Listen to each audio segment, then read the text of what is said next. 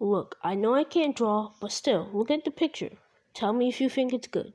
I'm just saying. Just look at it, okay? Okay. Tell me in the comments if you think it's good. I'm still waiting. Yo, it's your boy Opally, and today we're just gonna be doing yet another My Hero What If. So let's get into it. It's basically what if Deku had Kurama. Yeah. So Deku would basically, I guess you can say, be born, or yeah, he would be born, and on the day of his birthday, the Nine Tails would attack. Well, not Konoha, but wherever, let's say it's Tokyo or whatever. It would go and attack Tokyo, and it would start fucking shit up. So somebody with a sailing quirk would sail the Nine Tails and the baby, that is Azuka Midoriya, without Inko knowing.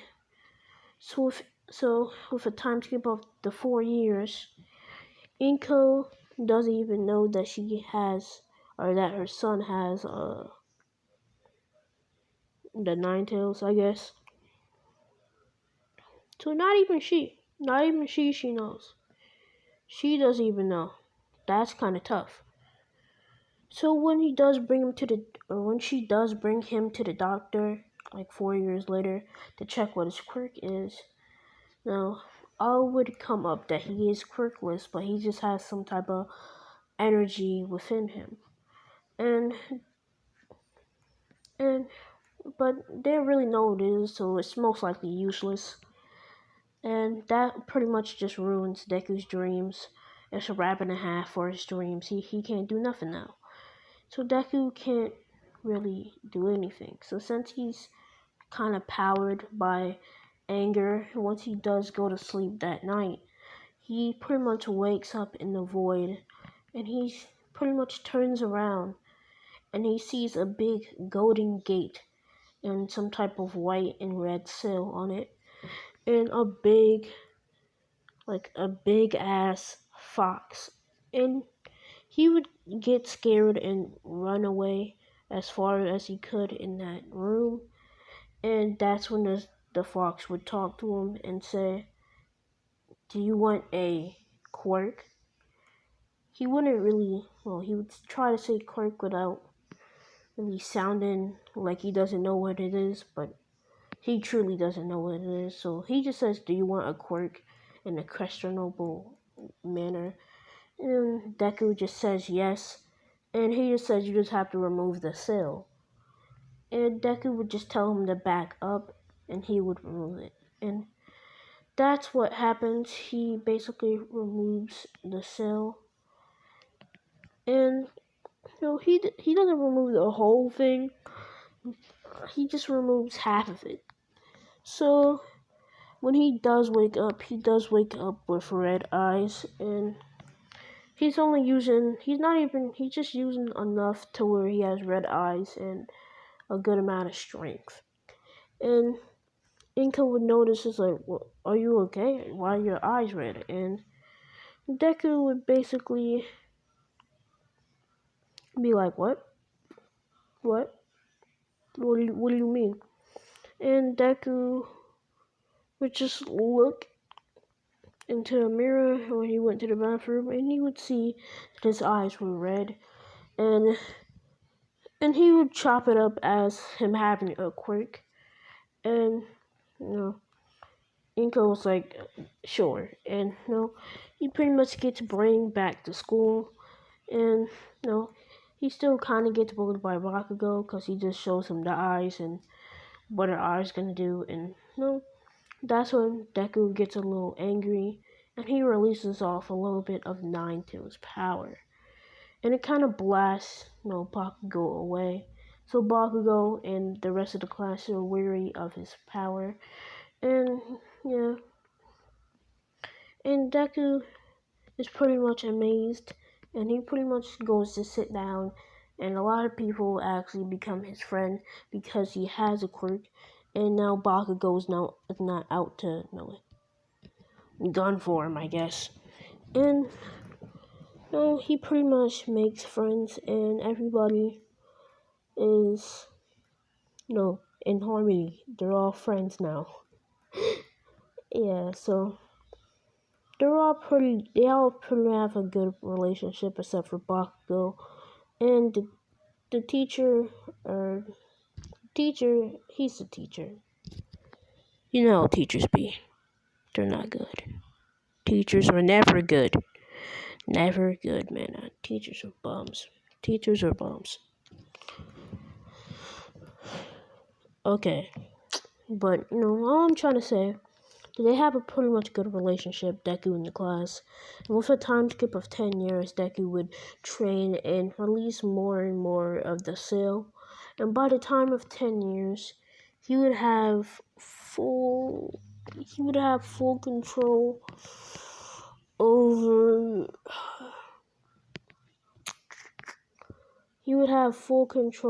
KSM version 1. So yeah, he had full control over KSM version 1. And he wouldn't have one for all. He wouldn't have one for all. I don't know who really to give it to. I guess Deku would give All Might some chakra, or just use chakra around his hands and try to medically heal him. And it does pretty good because his chakra is something that no one can access other than the Nine-Tails Fox and Deku. So it's something extraordinary. So now All Might doesn't have to pass on his quirk until he truly finds it fit. So All Might pretty much just says thank you and trains him for the 10 months. After the 10 months, he would go to the UH exam. He would pretty much do the written test pretty easily, and now he's in, pretty much having, what's his name, explain the whole thing with the fucking, with the practical exam and the robots. And he's kind of muttering out a plan, and that's when Ida would tell him to shut up, and Deku would just look up at him with red eyes, and Ida would just sit down and look away. And they would get outside eventually, and Deku would basically okay, this thing is about to be a good 8 minutes. I have enough power to use KSM. And basically he goes KSM mode, and a huge beam of light pretty much emanates off of him. He never showed anybody this type of power other than All Might. And Deku, and he was dogging All Might with it, bro. I don't care. Naruto would be All Might in Prime any day. If I see, okay, I'm not trying to start a whole argument, but until I see Deku move at light speeds and cut a moon in half, I'm never gonna believe that he's stronger than Naruto. So he pretty much activates KSM, and Deku would just be emanating life, just his light, that yellow light off of him, and everybody's looking at him like, bro, what is his quirk? And it says go, and he just starts flying around. Like bam. He using Rasengans. He's heat, bro. He's heat right now, bro. He's literally heat. He pretty much has just been flying through these 1-pointers, 2-pointers, 3-pointers, and pretty much when there's like a minute left, he hears the ground rumbling, and he would see everybody running towards him. Then he would see the 0-pointer emerge from the ground and knock over the building. That's when Uraraka gets stuck under the rubble, and that's when he just flies over to Uraraka and just basically lifts the rubble right off of her and picks her up in one hand and pretty much flies back up with our Rasengan. He's like, whoa, whoa, whoa, whoa, whoa, thanks for saving me, but you don't gotta do all this, man. I'm not trying to die. And he pretty much just goes up there with our Rasengan, and he pretty much just takes the head off and just does a backflip right off the chest of it and lands and pretty much, powers down and introduces himself all clean like. And it catches the eye of everybody that is watching. Like people like Aizawa's like, bro, what? How is this man didn't get a recommendation or already? Is he sure he's not a pro hero? Like I just haven't seen him. We haven't seen his debut. And All Might would explain that that was his successor, but that was his successor. He was training him, and yeah, he's this strong, and he's even stronger than me. And even Aizawa looks at him with wide eyes. It's like, what? He's stronger than you.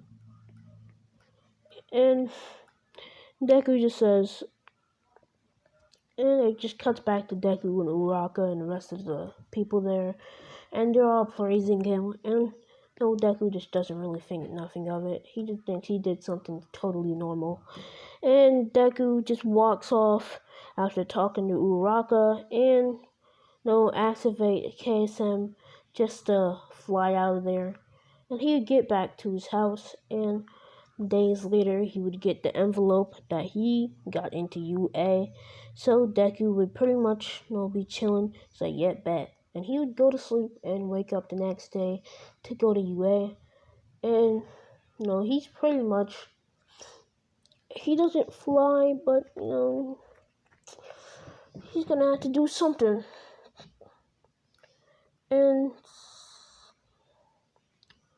Deku is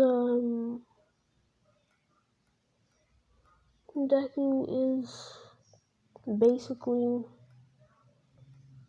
just that good. So he is pretty much chilling. He walks to school, and he pretty much gets into the UA building, and he's looking top floor to bottom floor for basically class 1A. And once he does find it, he pretty much realizes that the door is pretty big. It's big as shit. So yeah, and he pretty much attempts to open the door, and he sees Bakugo and Ida. They're arguing. Already two people that he didn't have the best interactions with. Then before Ida can even come over there, Uraka would come up and start talking to him about his quirk, leading him, basically. We're basically inside the class, continuing their conversation until they sit down. And Aizawa would tell them to shut up. They would all get outside for the, apprehension apprehension test, and they would hand Deku the ball. And I will say that Deku doesn't use his power. He just goes and throws the ball, and Aizawa mid throw, he's like, you gotta throw the ball with your full power, and Deku throws the ball with no power, and Deku still gets the amp, because in this version, Kurama, when you unlock his power, you can use it without having the whole thing around you, so you don't look as weird. So he pretty much does it, and it's not no full power, but he gets a good 7,000 meters out of it. And Deku just didn't even go full power, and everybody's like, what? And says I didn't go full power, and he would pretty much get first place on everything else except for the ball throw. Now on to All Might coming up and pretty much talking about the hero versus villains and all of that stuff. The hero versus villain stuff. So Deku would pretty much be like And he would get squared up with Uraraka. What? He would get teamed up with Uraraka, and and Bakugo and Todoroki would be on the villain team. Bakugo, being hot-headed, would pretty much go after him and try to commit some crimes. And he's pretty much coming down, and Deku would use body flicker behind him, and shove Rasengan right into his back, he basically just did Flying Raijin, if you can believe it, just with the body flicker. And basically walked upstairs with Bakugo being out of commission for this period of time. And he'd pretty much run upstairs, him and Uraraka. They'd get up to the 5th floor, and Deku and Uraraka would see the bomb. So the plan was for Uraraka to pretty much go up there and run at Ida as fast as she can, and pretty much touch Ida and just get the bomb. If that doesn't work, he'll just finish the plan. And it doesn't work just for plot convenience, just to make Deku a lot, just to make, just to make, not Ida Todoroki, but just to make him look like he's a lot stronger than he actually is. Well, he's already doing that by himself, but you know what I mean. So pretty much Uraraka tries to go up to him and try to touch Uraraka. Uraraka tries to touch Todoroki, and Todoroki would just use his ice and freeze her and pretty much put her aside. And that's when he says, "Azuki Midoriya, I know you're there." And that's when Deku body flickers behind him and pretty much has a Chidori, which alerts Todoroki. He pretty much turns around and gets a Chidori right through. It's a weaker Chidori just because he's not trying to kill nobody, but it can go through you. It's not gonna kill you. It's just gonna hurt a lot.